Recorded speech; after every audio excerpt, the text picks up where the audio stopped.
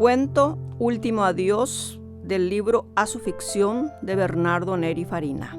Volví para morir en esta asunción que te desluce la mirada con los grises ulcerados de su casco céntrico. Esta asunción a la que le abollaron la memoria con la masa del descuido. Se va cerrando el cerco en torno a mí. El tiempo se consume. Tengo un revoltijo de ansiedades que supongo se dan cualquiera que se sabe en la posibilidad del último caso. Palpo con cierto dejo de arrogancia y autocomplacencia el arma que llevo en la cintura. Puede que la necesite, puede que no. Hay tantas cosas que están por definirse. Había salido por primera vez de Asunción hacia el año 1965.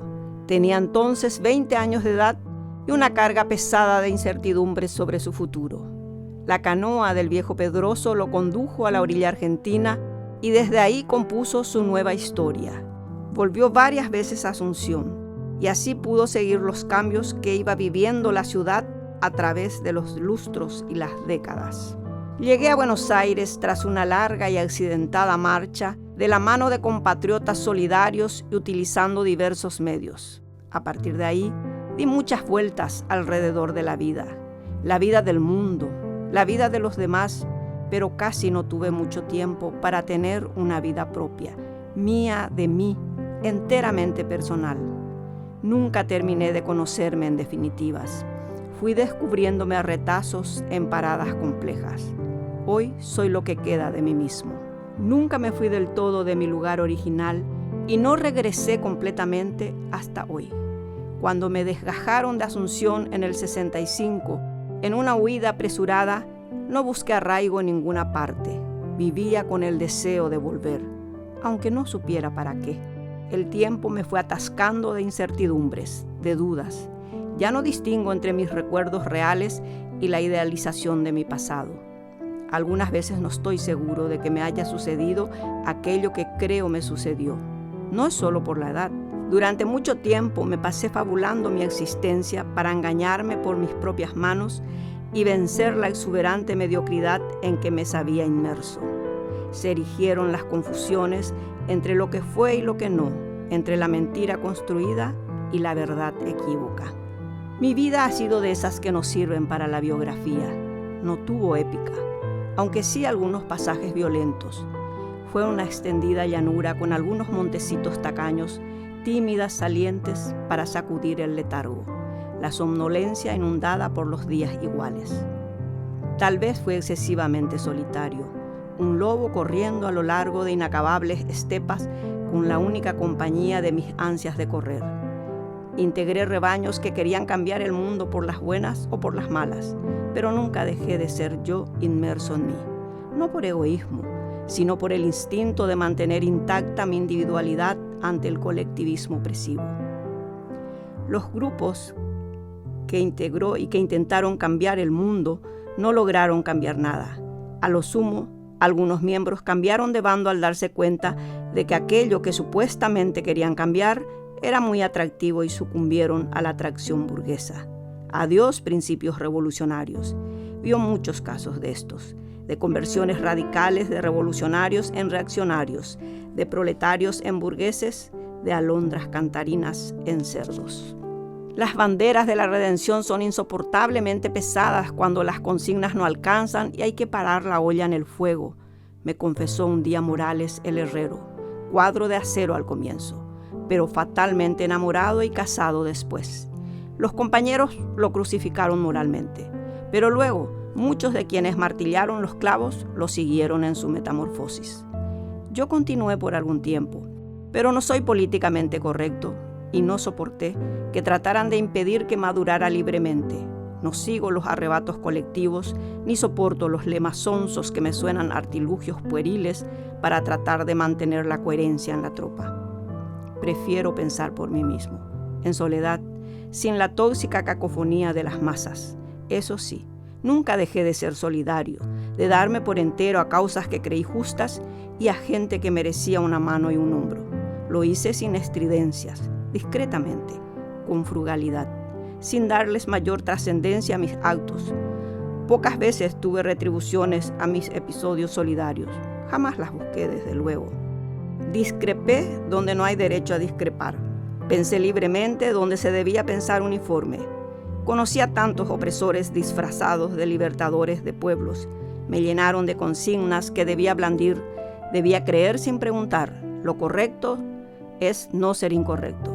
La política del colectivo sometido con un líder tan único como el otro único líder tan detestado. Escribí en el aire para no dejar rastros. Lo políticamente correcto convierte al ser humano en una vulgaridad, en parte de la turba uniforme que no razona, torrentes de seres que actúan movidos por consignas que les dictan individuos lejanos salidos de las dogmáticas ciénagas del totalitarismo, intolerantes que exigen tolerancia, liberticidas que reclaman libertades para sí mientras sus paradigmas autoritarios matan expeditivamente toda autonomía del pensamiento, revolucionarios que mutan a reaccionarios apenas acceden al poder, admiradores de tiranos y por ello tiranos ellos mismos. En los 60 fui militante de la exageración. En los 60 tenías que estar en la unanimidad de la condena a los otros y en la defensa sin resquicios de los nuestros. No había término medio.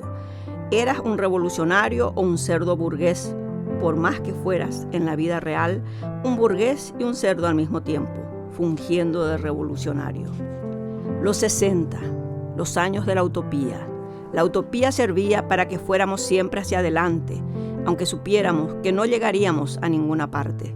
Aún así, queríamos llegar, incluso las veces que nos tocó contemplar la utopía traicionada, tristemente traicionada. Recuerdo a muchos de aquellos militantes de los efluvios utópicos de la época. De esos muchos quedaron pocos al final. El poder de las flores se maquilló con oportunismo y picardía en el estampado de las camisas. El amor libre se liberó de todo sentimiento para disparar el mecánico consumo de anticonceptivos que hiciera que el mecánico acto no tuviera consecuencia. Inventar la paz se tornó en una simple pose, un eslogan que no servía para frenar la orgía de sangre y fuego que propiciaban Moscú y Washington, auspiciando muerte en todo el mundo, mientras ellos se repartían las ganancias. Cuando joven fatigué cenáculos de adoctrinamiento. Transité aburrido por tantos deliródromos y frecuenté adoctrinarios apocalípticos, de esos que salivaban a los cuatro vientos al anunciar sus amenazas tonantes. Solo la revolución salvará al mundo. Muerte a los reaccionarios. Todos querían adoctrinarme y a mí no me gustaba que me adoctrinaran. Prefería equivocarme solo. Jamás digo lo que siento. No sé si soy sincero o si miento. Tengo rabias que me duran mucho tiempo y otras que solo son para un momento. Si a alguien no le gusto, lo lamento. Soy como soy, un lobo hambriento. A veces me tiro a reflexivo y me sale el alma de rapero, reflejo veterano de un rockero que anduvo improvisando por la vida. Tardaría algún tiempo en entender que lo que me aburría era que todos esos tipos que se ufanaban de doctrinarios resultaban ser puro bolsas de frases hechas y lugares comunes que a ellos también les obligaban a aprenderse. No tenían elasticidad de pensamiento. No podían soportar que se les cuestionase en lo mínimo ni que se les citase algún autor que ellos no habían leído. Tenían su propio canon y eso era lo único válido para ellos. Lo demás era irrelevante. No tenían muchas ideas, tenían ideología. Estaban llenos de ella. A mí todas las ideologías me parecían formas de colonización mental. Estaban elaboradas por iluminados que sintetizaban una realidad particular y creían que esa síntesis solucionaría los problemas de otras realidades. Más tarde pude comprobar que las ideologías se vuelven dogmas y el dogma ciega negadora de la razón te impone ser parte de una manada. Toda ideología comienza por construir un enemigo propio. Una ideología no es tal si no se erige frente a un enemigo. He ahí su propia debilidad. Cuando el enemigo desaparece o simplemente cambia, la ideología se queda sin foco, pierde su perspectiva y hasta su razón de ser. Ya más maduro, preferí ciertos principios humanos insoslayables antes que ideologías, varias de estas cargadas de odio y de resentimientos inconducentes. No tengo formación académica, soy lo que la vida me enseñó. A veces la vida te enseña de la manera más cruel posible. pero te enseña. Y aprendes en carne propia, y en piel, en huesos, y en eso inmaterial que le habita a uno, al que llamamos espíritu. Si no pude alcanzar los triunfos que procuré, por lo menos intenté mejorar mis fracasos. La experiencia le da a uno la facultad de optimizar sus fracasos. Ahora está aquí. Había venido unos 3 años atrás para quedarse definitivamente, para morir en su ciudad. Encontró una Asunción más hostil que nunca, con la gente decente viviendo tras las rejas y con los ladrones y asesinos de alta y baja ralea infectando la ciudad y teniendo para ello libertad plena, una impunidad que le hacía hervir su sangre subtropical. Volví al viejo barrio, recuperé la casa original de mi abuela, prácticamente la adquirí de nuevo de una familia que se había instalado en ella con la anuencia que le di en uno de mis retornos anteriores. En Buenos Aires, luego de dejar las aventuras políticas, me convertí en un pequeño empresario y logré crear una cadena de ferreterías con la que me fue muy bien. Pero tuve siempre la idea de volver, aunque no supiera para qué. Cuando me fui poniendo más viejo y en mi inaccesible soledad, tuve parejas ocasionales, pero nunca me casé ni tuve hijos. Me di cuenta que la única raíz que tenía estaba plantada en Asunción. Con el capital que logré traer, abrí una ferretería en el barrio con la que me iba fenómeno, hasta que comenzaron los robos. No pasaba mes sin que entraran a robar a la noche. Puse cámaras, hice denuncias a la policía, pero los robos no cesaban. Contraté a un guardia de seguridad y eso frenó los robos nocturnos, pero luego vino lo peor. Una mañana estaba abriendo el local en compañía de una de las empleadas y teniendo cerca al guardia, cuando entraron 4 muchachos que habían llegado en 2 motocicletas. Irrumpieron con suma violencia. Golpearon al guardia, a quien sorprendieron. Le sustrajeron su arma, me golpearon a mí, robaron todo el dinero que había en la caja y se llevaron varias mercaderías costosas. Vinieron luego los policías, tomaron huellas en todas partes, prometieron investigar a fondo. Tomé la precaución de adquirir una pistola. Hice todos los trámites legales para ello, que me fueron facilitados por los sucesivos robos que sufrí más el asalto. No era precisamente un pistolero, pero sabía usar el arma. Pasó casi un mes sin novedad. Una tarde recibí en el WhatsApp un mensaje: mañana a la mañana te van a atacar. Por razones políticas, muchas veces había estado en peligro, acá en Asunción y sobre todo en Buenos Aires, donde milité en la pesada por algún tiempo. Por eso sabía que ante situaciones extremas había que mantener la calma y pensar con serenidad. Decidí pasar la noche en la ferretería y antes de que retornaran a sus casas al fin de la jornada, les pedí a las empleadas de venta y a los depositeros que al día siguiente vinieran a las 6, una hora antes de la apertura habitual. A la mañana del nuevo día, clareando apenas, llegaron los dependientes. Eran 5 personas, ellos entraban por una puerta lateral. Cuando estuvieron todos, les conté la posibilidad del asalto y pedí que se reunieran en el depósito de atrás, que tenía una puerta fuerte y segura, y se mantuvieran ahí esperando por lo que pudiera ocurrir, si ocurría. Yo había tomado en serio la advertencia del asalto, aunque no tenía idea de quién me la había enviado, ni cómo supo mi número telefónico particular. Preparé el terreno. Antes de encerrarse en el depósito de atrás, mi gente instaló una barrera de varias cajas de herramientas frente al mostrador central que daba justo frente a la puerta principal del local. Abrí la puerta enrejada automática y desllaveé la puerta de blindej. Me aposté detrás del mostrador reforzado como trinchera por las cajas. Pistola en mano, me aposté detrás del mostrador reforzado como trinchera por las cajas, pistola en mano y esperé. No había un gente en la calle y el tráfico vehicular no solía, desde luego, ser mucha en esa calle. Vi pasar una motocicleta con 2 personas con casco, luego otra. De pronto, 2 motocicletas frenaron bruscamente en el estacionamiento frente mismo a la puerta de blindej. Vi bajar raudamente a cada uno de los acompañantes y ambos penetraron en forma violenta en el local, arma en mano. Sin dudar, disparé a mansalva. Ambos fueron alcanzados de pleno por los balazos y cayeron despatarrados. Uno se movió un poco antes de morir, el otro pareciera murió instantáneamente. Los 2 conductores de las motocicletas huyeron sorprendidos por el recibimiento. Al instante, los vecinos se arremolinaron frente al local y la policía no tardó en llegar en 2 patrulleras. Los medios de prensa tampoco tardaron mucho.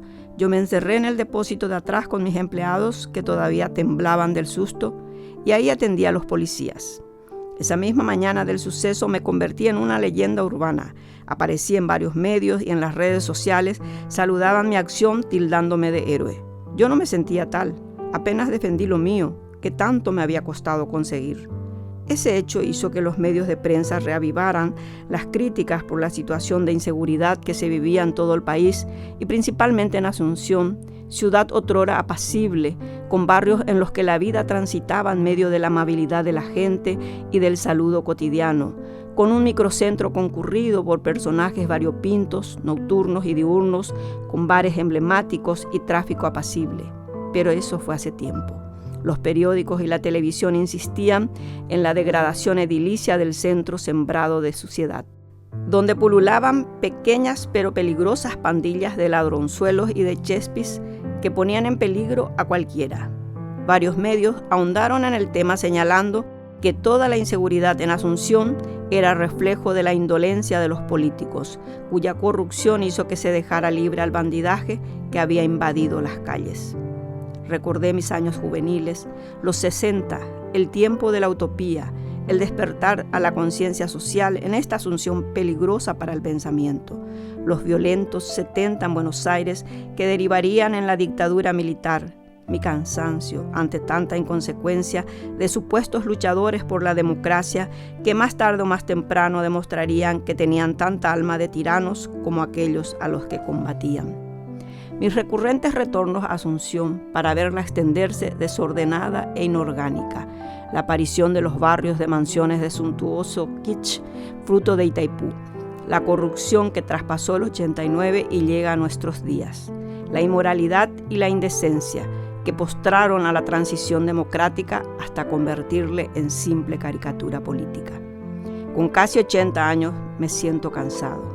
Pero aún me seduce la idea de caminar por Asunción, cruzarme con tantos fantasmas queridos, descubrir novedades sobre antiguas reliquias edilicias, ignorar el miedo al peligro de los asaltos súbitos y solo andar calle adentro, siguiendo mi instinto de caminante asunceno. Siento la alarma de mi teléfono, el mismo número de aquella advertencia misteriosa.